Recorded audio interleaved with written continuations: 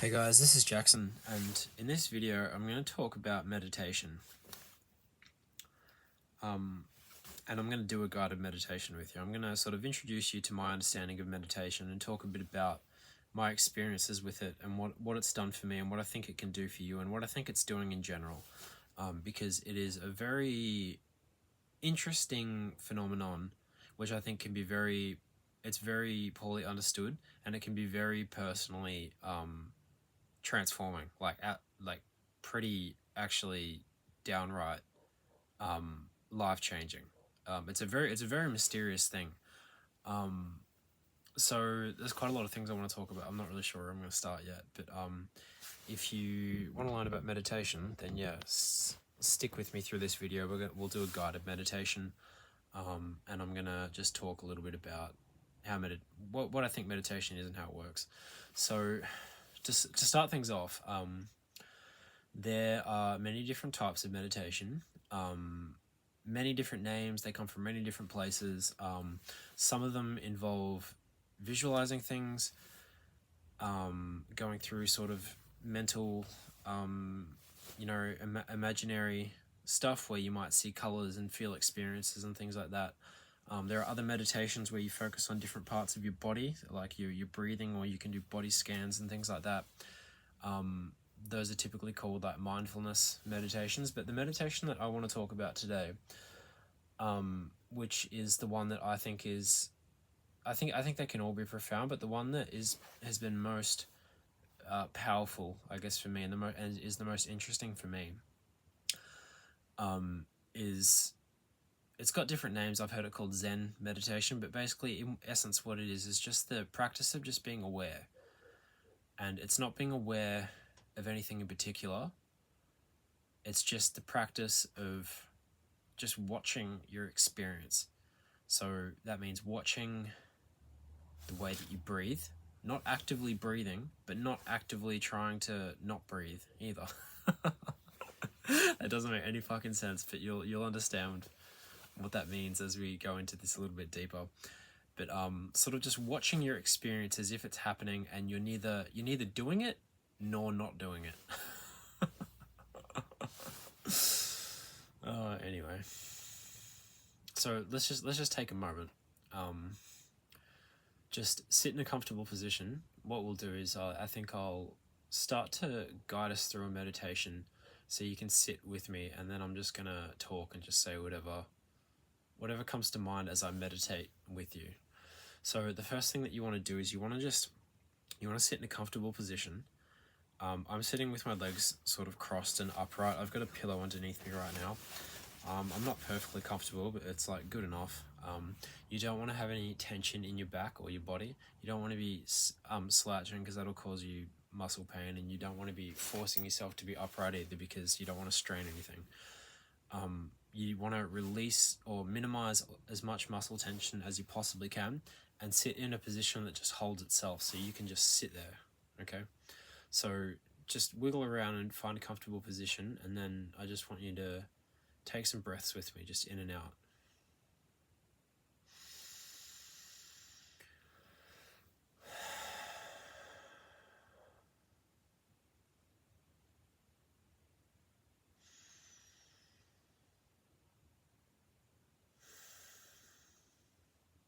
So just keep doing that, and I'm just going to continue talking. So as you're breathing, I want you to draw your attention to the way that your breath comes in and out. I don't want you to try and control it. I want you to sort of imagine that your breath is falling into your body when you need to breathe, and then it sits there for as long as it needs to sit there, and then you naturally exhale when it's time to exhale. There's no forcing yourself to breathe in. There's no forcing yourself to breathe out. You just want to just allow it to happen.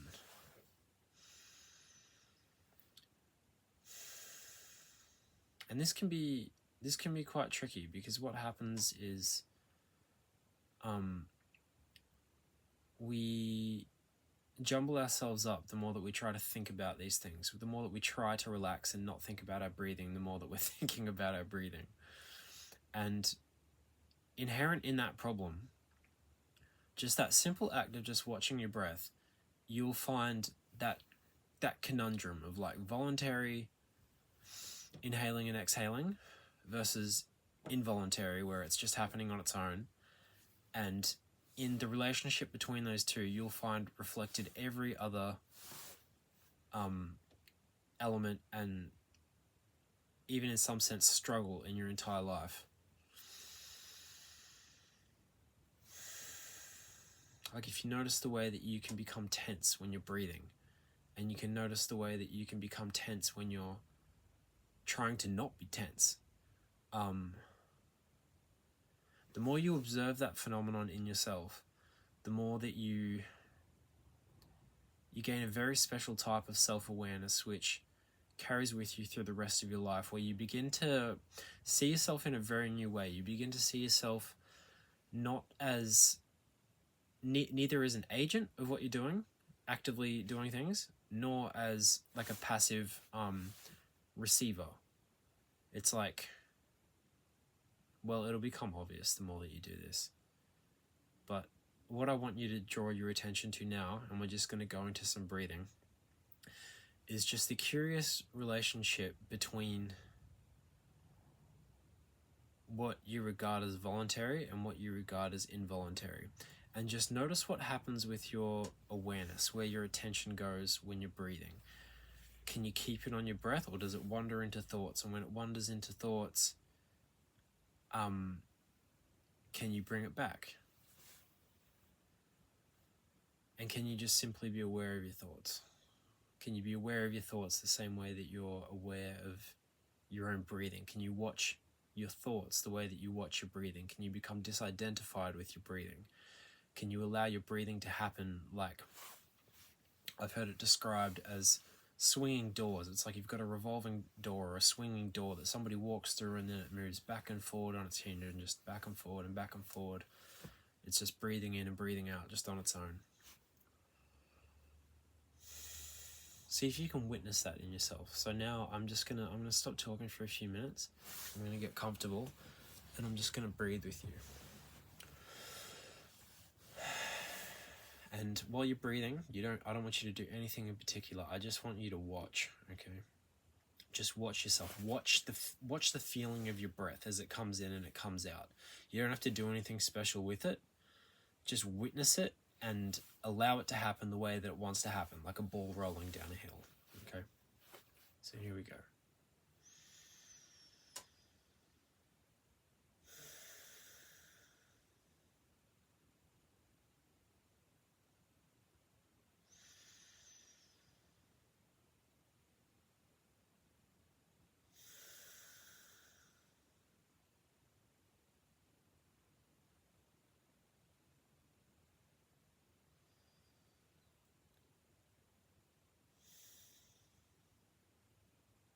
Just notice any tension. Notice any places where you're holding yourself into place, where you might be rigid, and just see if you can just settle in a little bit deeper.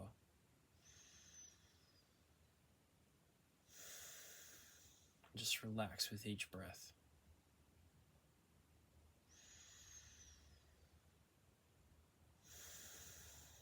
Just let them come in and just out.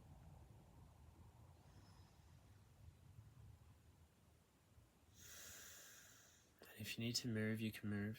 Get comfortable.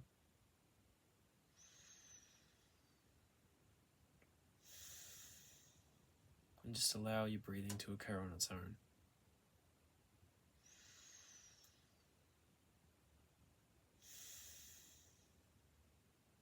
And just pay attention to the way that everything feels.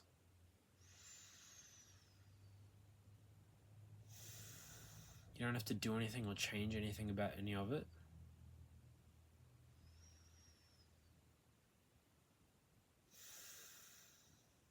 And you don't have to hold yourself in a posture.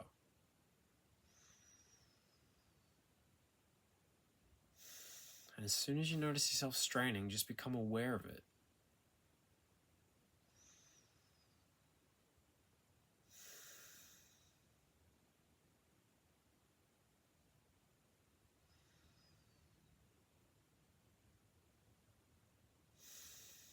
You don't have to rush to breathe.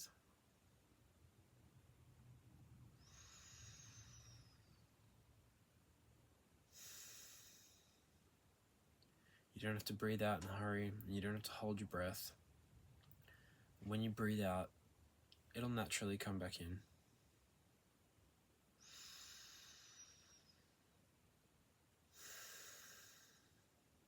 Just allow yourself to relax and just settle.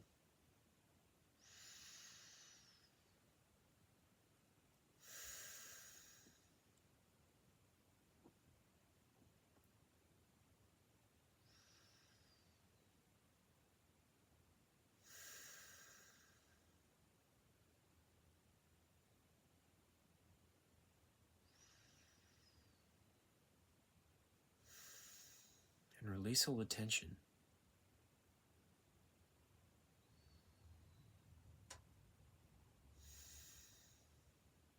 Not just tension in your body, but tension in your mind. The way that you think about things.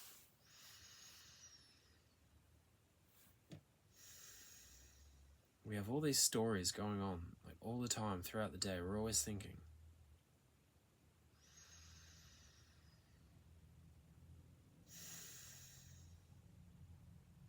And we do it compulsively without even noticing that we're doing it.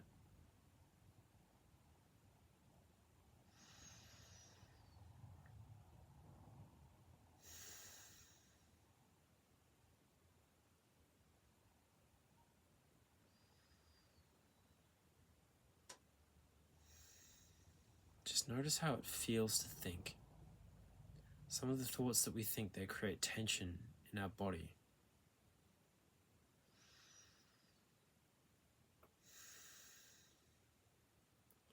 And then also notice how it feels when you're absent of thought. Like when you're really relaxed.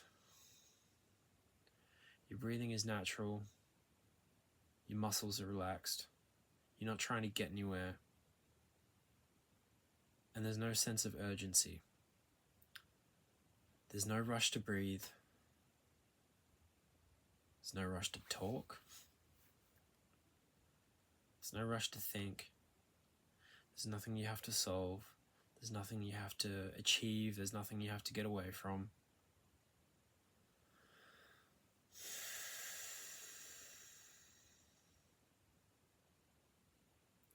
That's the present moment.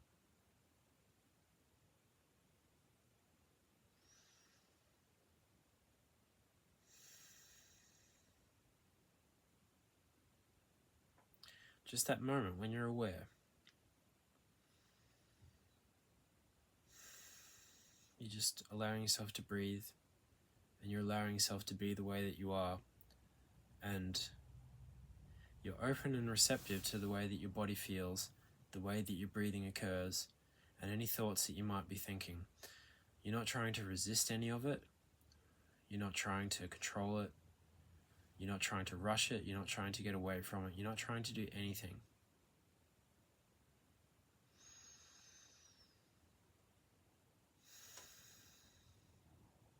You're just relaxed.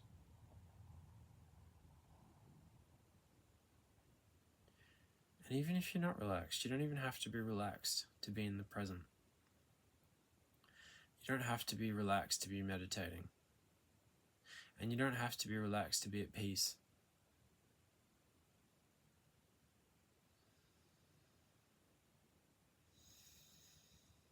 Because what you'll notice the more that you meditate,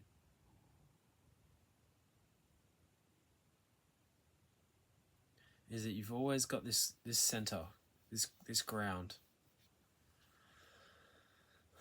And it's got nothing to do with what's going on anywhere else.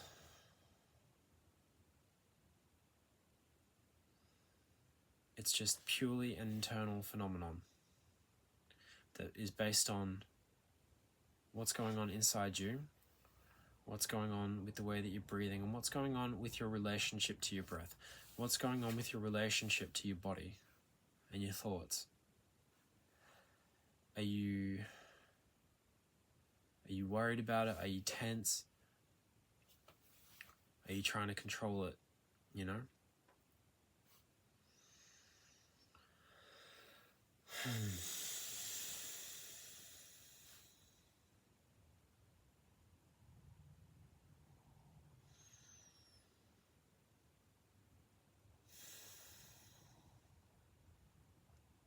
So just understand that there's nothing for you to do here.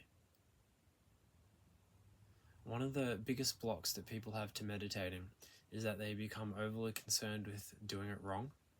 They think they need a method. They think they need to do something. They think they need to, struggle or strive or count to like 10 or something, or focus their attention on their breath, or even become relaxed. Like, you don't even have to be relaxed to be meditating, I think it can help, which is why, I slowed us down at the start. That was good for me as well. It's good to slow down and to watch your breathing, but when you find that peace point, there's a point at the ground of your being, sort of in your center somewhere, and you can become aware of it through this practice of focusing on your breath and of being aware of your breath. Becoming aware of the tension that you hold around your breath. Becoming aware of the urgency that you push onto your breathing, or your habit of like holding your breath and not exhaling all the way out. Or when you do try to exhale all the way out, there's a tension behind the exhaling. You're pushing the breath out. It's like everything that we do becomes an overcompensation. It's any effort that we make it exacerbates the same problem that was there to begin with, which is our ego. It's the sensation that there is a person inside of us that can change the way that we are, or that has to control the way things are. There's this sort of tension that we carry.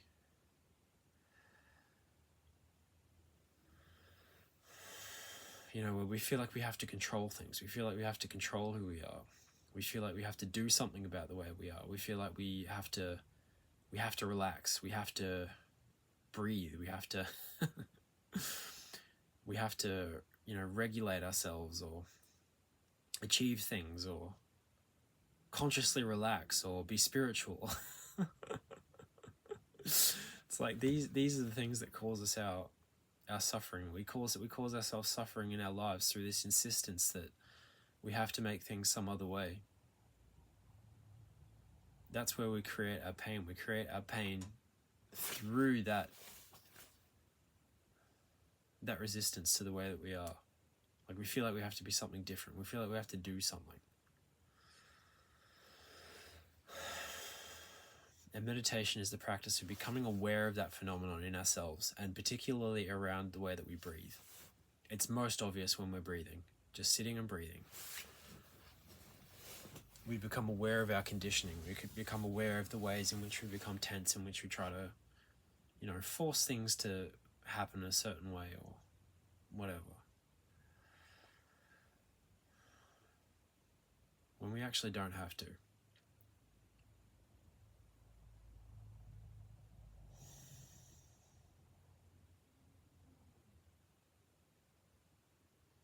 And as we realize that, we remember that there's a deeper part of us. That's the real lesson in meditation. It's that we're not all of these things that we imagine. And we're not bound by all these things that stress us out. We're not attached. We're not dependent upon.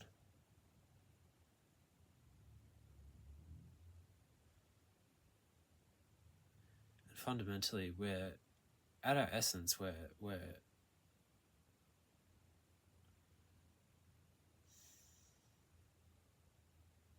peaceful beings.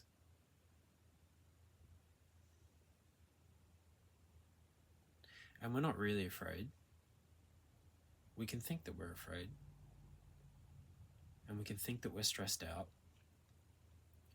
And we can really feel like, the world is a scary place.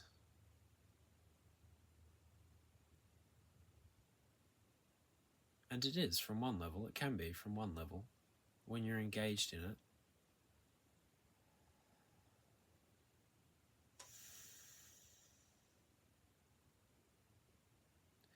But at the same time, there's something deeper to us. And that's what we touch through meditation. The more that we learn to rest in that center point, that part of ourselves that is beyond the control of our breathing, that doesn't need to control how things go, we find that there is a solid foundation that isn't affected by anything that's going on, and that is unafraid, and that doesn't need to be controlled. It doesn't need to be told what to do. And it isn't attached to anything, and it doesn't need to know anything.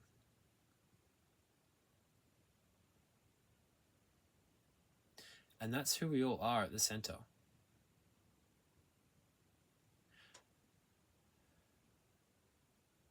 At our center, we know who we are. We know what we want, and we know what to do. And we're not in a rush.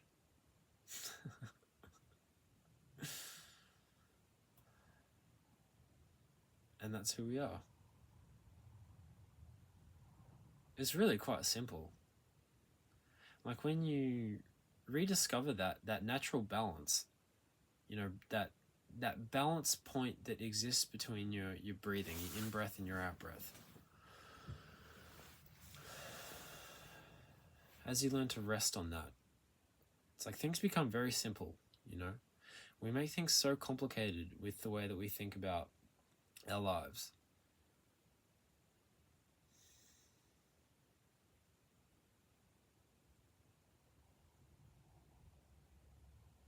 And that can be good. It can be fun.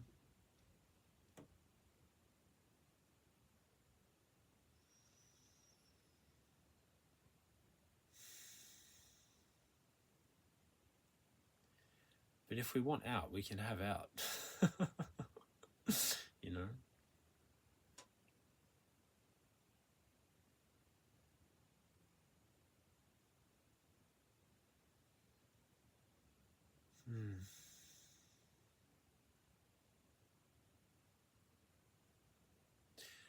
So I'm going to bring us back now.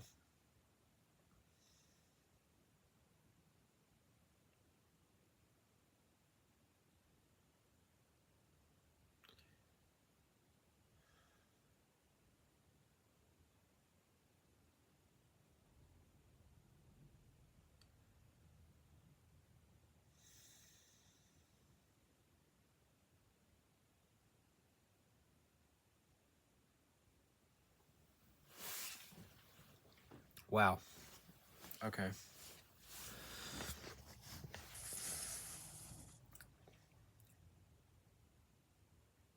That was weird. I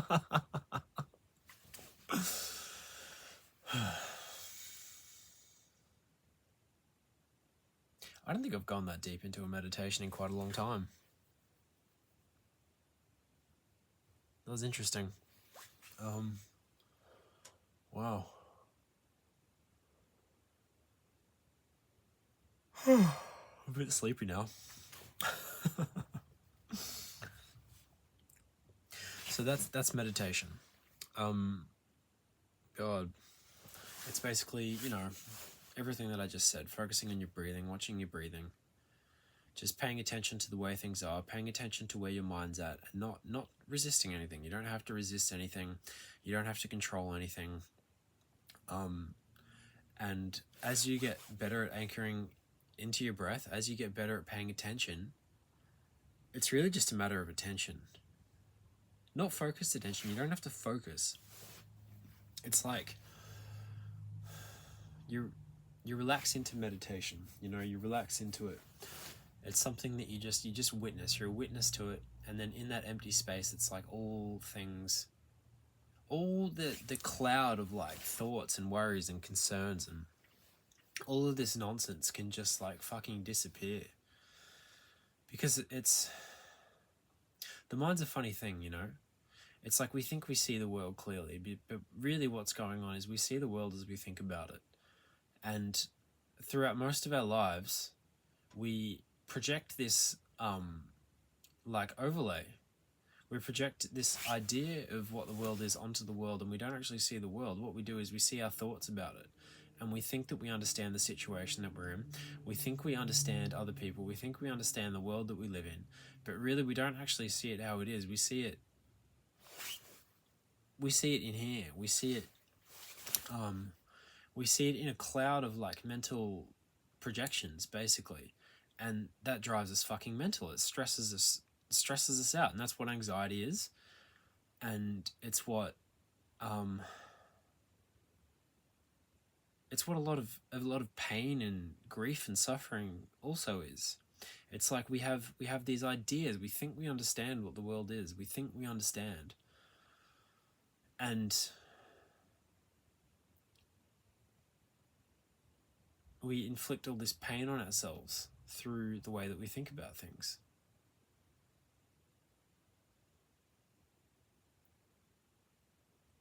And we feel trapped by it. That's the other thing. We feel trapped by what we think about. We feel trapped sometimes by the way that the world is, the way that the world seems. And I guess what meditation can help us realize is the extent to which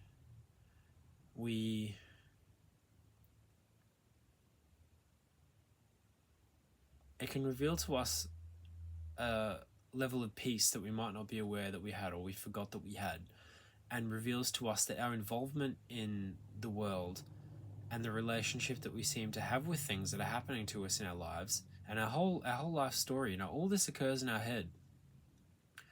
And it occurs in our body, we have memories that are stored in our body and all these things, but there's a core to us which is beyond all of that, and which is unaffected by all of that, and is essentially detached and doesn't need to be a part of all these things that are going on. The whole experience of being a human being and thinking these thoughts and having this story about, when you were born and what your childhood was like and all of the ups and downs and this and that, and even the experience of having a body, of being a human being in a body. It's like there's actually something deeper to you than both of those things, your own mind and your own body. There is something closer to your core which is not contained in your mind and body. Your own body is like it's like a piece of clothing. It's like we walk around in our bodies dressed in clothes and we express ourselves through our clothes,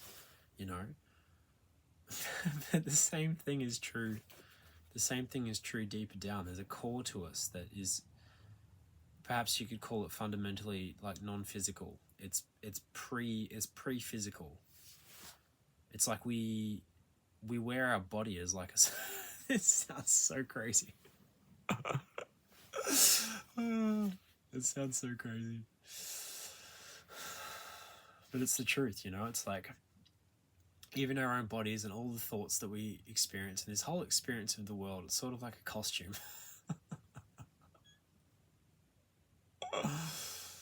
And beneath all of that, everything's all right.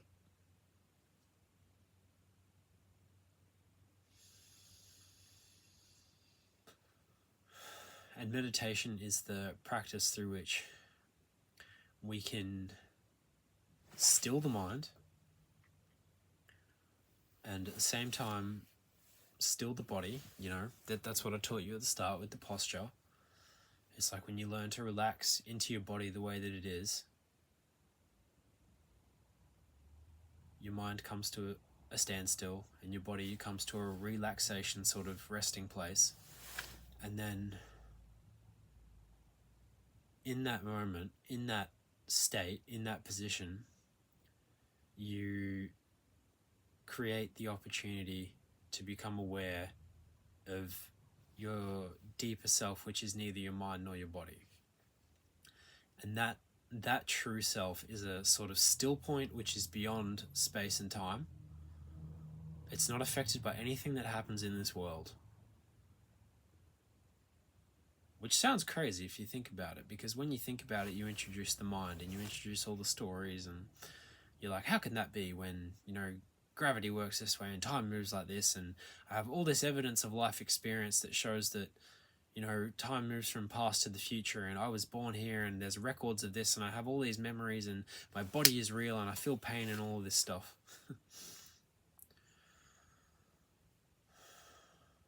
All of it's true. All of that's true.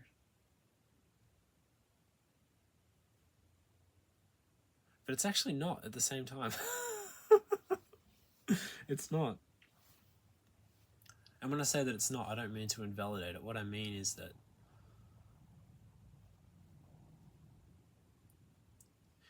if you pay attention,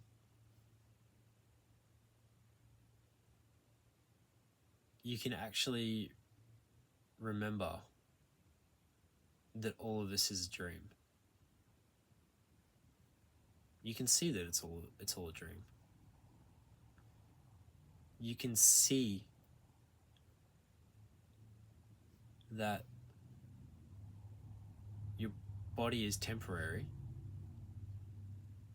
and that this whole life experience, as long as it feels when you're in it, it actually doesn't have any time.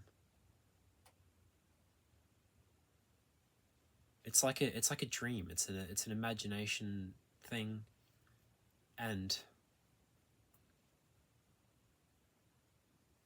that while you're in it, and you know, while you're dreaming and going about your life and living like that, you actually have the opportunity to become conscious through spiritual practice like meditation of the part of yourself that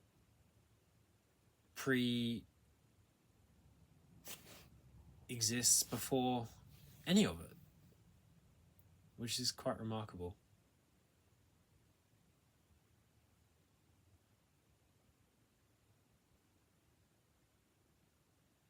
All it really takes is just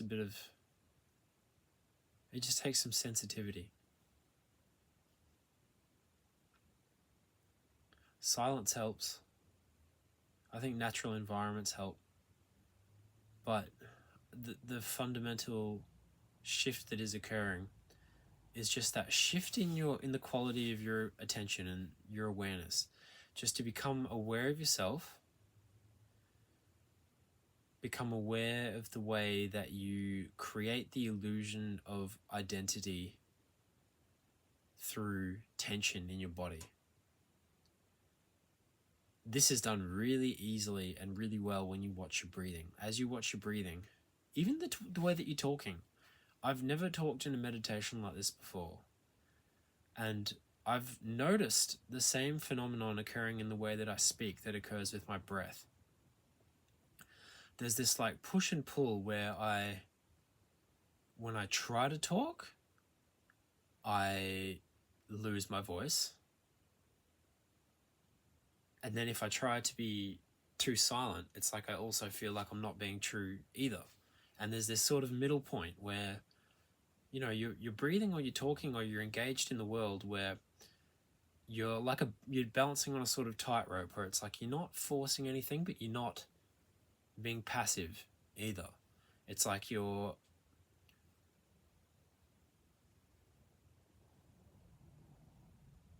just conscious of the energies that are moving inside, and you're sort of just moving with them.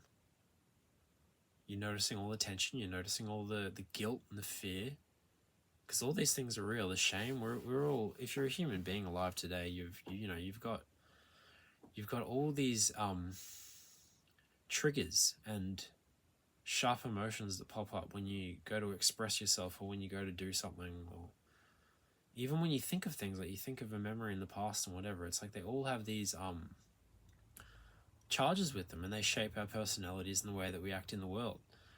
And you don't have to get rid of any of it to become quote unquote enlightened. Enlightened meaning enlightened to, I guess, yourself as you really are.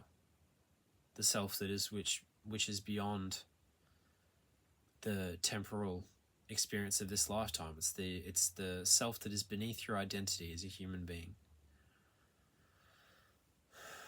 Like, you can become conscious of that and still be triggered, and still be stressed, and still be worried, and still be proud and arrogant and and happy and sad and full of grief and pain and, you know, confidence and courage and all these things. Like, all these things that make us a human being are not,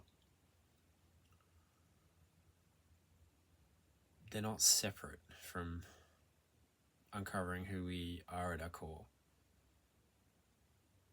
And we can become aware of that core while we're doing anything, I think. But I think spirituality and meditation, I think, is definitely a fast track. It's a fast track to becoming aware of your true self, because you isolate the essential phenomenon, that flipping between acting, urgency, and sort of passivity. It's like that whole dynamic of, do you exist or do you not exist? Can you change yourself or can you not? You know,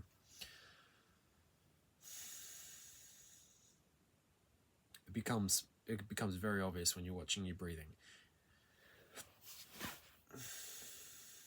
And as you watch it, you naturally become conscious of the tension in your body. You naturally become conscious of the energies and the emotions. You become conscious of your thoughts. You become conscious of the way that you think. You become conscious of the way that all these things are intertwined. The way that you breathe, the way that you carry yourself, the way that you sit, the way that you think, the way that you feel. They all wind in with each other, and they all influence each other. And none of it needs to be changed. You can change it, and it does change over your life, and it should, and that's a natural evolution as a human being. But the message and the lesson of spirituality and of meditation is ultimately to lead to the realization that you're not just a human being, and that everything that goes on the level of being a human being and in your life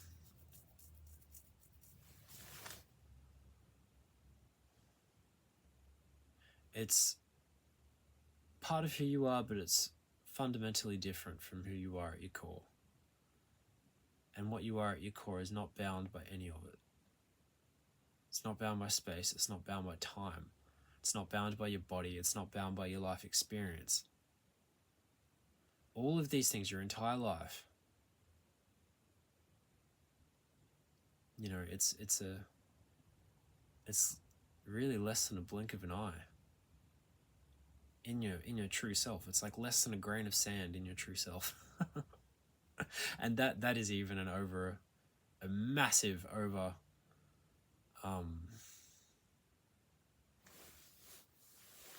blowing up of it. It's like your life feels enormous. It feels so long, and it feels like all you've ever known when you're in it. And then yet as you become conscious of what you might call your true self, it's like it's just a game. It's just a game. It's a fun little play that is infinitesimally small. You know, it's a fun little blink in an eye of what you really are.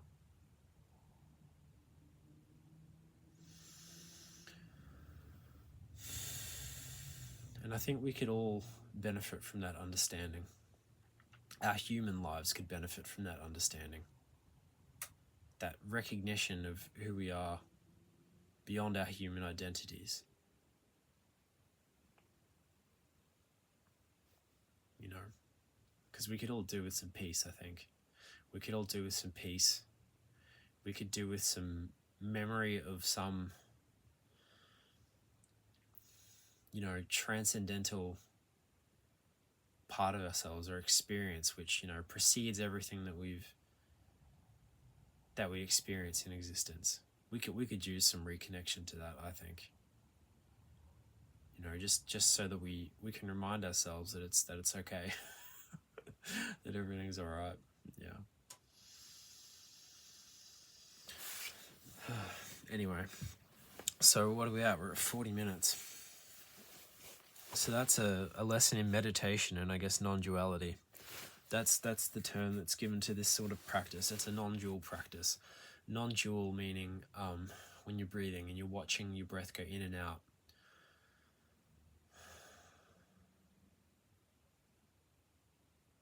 The sensation of being an entity or an I or a me that can do the breathing creates duality. It creates a sense of separation from the body. This is a conditioned conceptual model of who we are.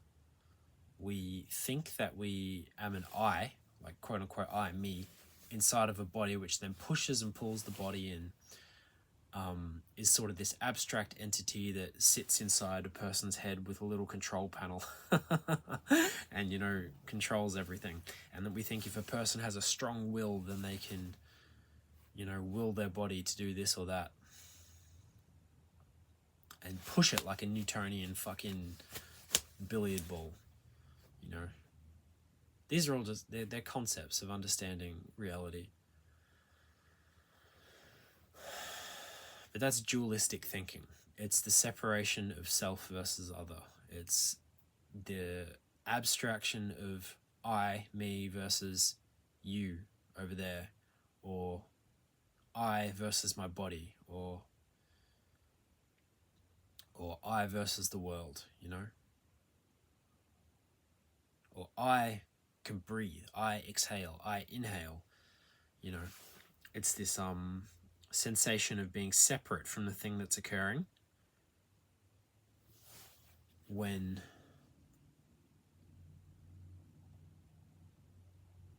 on closer inspection there is a more intimate interconnection between everything. And you can observe that with your own breath. First and foremost with your own breath, and then you see it everywhere. It's like we are influenced by our world, we're influenced by our surroundings, and we influence the world as well. We're influenced by other people and we influence other people.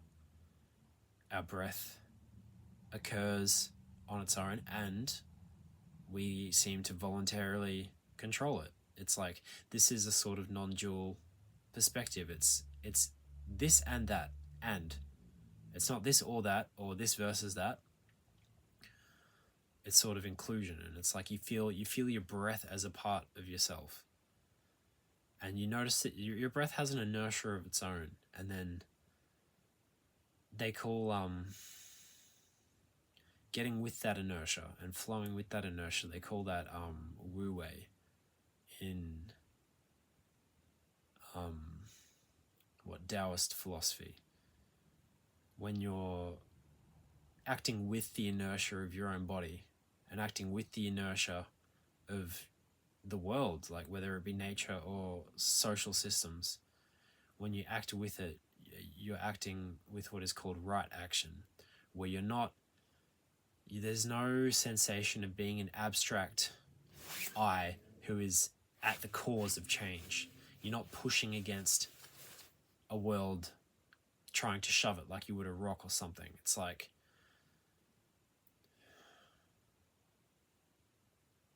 you're one in the same process. The world pulls you into action as much as you might push yourself into action. It's like you're carried along by the world as much as you seem to choose to move along with it, you know? It's like this sort of give and take where it's both this and that. It's like you can look at yourself as an agent of change, or you can look at yourself as being pulled into action by other forces outside of yourself. You know, it's neither active nor passive, and it's both active and passive at the same time. It's neither this nor that, and it's both at the same time. And so as you watch your breath, and as you watch yourself, and you meditate, and, you know, engage in spiritual practice and all of these things, you can really become conscious of how this energy moves and move with it essentially more effectively. You can move with it because instead of your energy fighting it, you can relax, just like you do with your breath. It's like when you sit here and you meditate and you notice the way that you're fighting against yourself and the way that you want to breathe. It's like your breath is like trying to go in or trying to come out or whatever. I might have jumbled those words up. But as you're breathing, it's like you notice that, you know, you're fighting it. It's like you're trying to breathe in, and in your attempt to try and exhale, it's like you can't actually exhale all the way, or you can't breathe in all the way. It's like in our attempt to try and straighten ourselves out, or to make ourselves conform to some idea of what we think, you know, we should or shouldn't be. It's like we actually become less of what we are, and we have less energy at our resources. They say in the Taoist philosophy that you know, it's like you're moving down a flowing river, and if you are conscious of the flow of the river, and instead of trying to paddle frantically upstream, you know, you consciously get with the flow of the river, you can actually tack the flow more effectively. Or I think that word is used for tacking your sails in the wind. It's like the more conscious you are of the inertia of the universe and the inertia of yourself and your own biology and all of these things that we regard as not ourselves, the more we realize that those things actually are ourselves, and that we are shaped by them and they are shaped by us. And the more conscious we are of that relationship between the self and the other, whether that's us as a human being and other human beings out there, or even as, you know, the relationships between our different emotions and energies within our own body, the more we become conscious of the different things that are moving within us, the more we can sort of rest and reconcile those energies and move more gracefully. And so meditation is essentially the art of allowing ourselves to be as we are, and in doing so becoming conscious of the way that we are.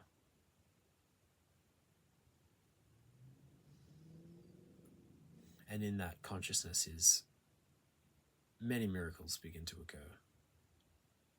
We find we're much more peaceful. We find we're a lot more graceful. We find we're a lot more creative. We find everything happens a lot easier because we're no longer trying to do all these things ourselves. You know, it's like we don't feel like we're at odds with the world. We feel like we feel like a lot of things, but we find peace. We find a lot more peace.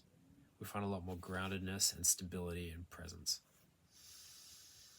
And from that place, we're most effective. And the reason that we're most effective is because we're out of that conditioning. You know, we're raised in a culture that is very intellectual, very materialistic, and disregards a lot, or disregards at worst, and at very least has very little understanding of what actually goes on inside our bodies as human beings and emotional and spiritual beings. We have a very poor understanding of emotions. We have a very poor understanding of consciousness, and as a result, we feel ourselves to be disconnected from nature, we feel ourselves to be confused, we're depressed, we're anxious, and we seek out all kinds of external solutions, you know, like fucking pharmaceuticals and technology and all these things, which are, they all have their place, but they present a problem to us in that we use them to try and compensate for our own spiritual disconnection from ourselves, and that's where we've gone wrong, is that we've forgotten we are, we've lost touch with our connection to our quote unquote transcendent selves, and as a result we're suffering tremendously. And to alleviate that suffering, we're turning to whatever means we can, technology, pharmaceuticals, and whatever, and it's not working. It's not working, and it's tragic and it's sad. And all of us go through that. And I think that's why spirituality is so important, because spirituality is essentially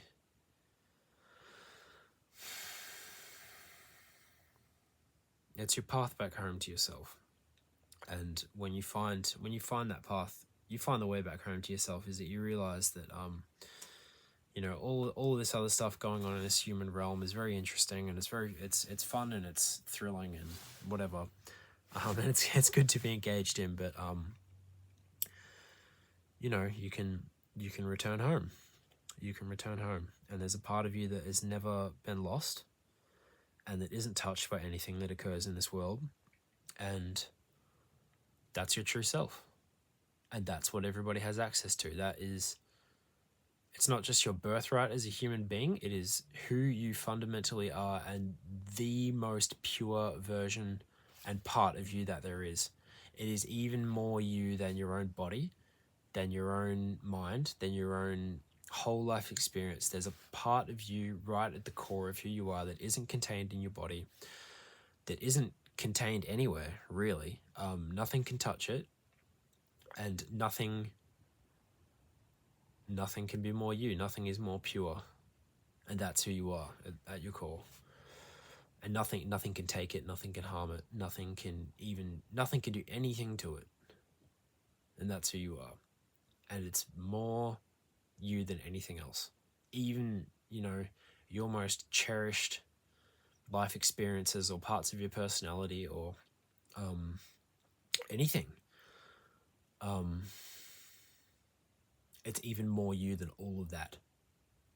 It's the very, very, very core, the very, very, very absolute centermost core of who you are. And that's untouchable.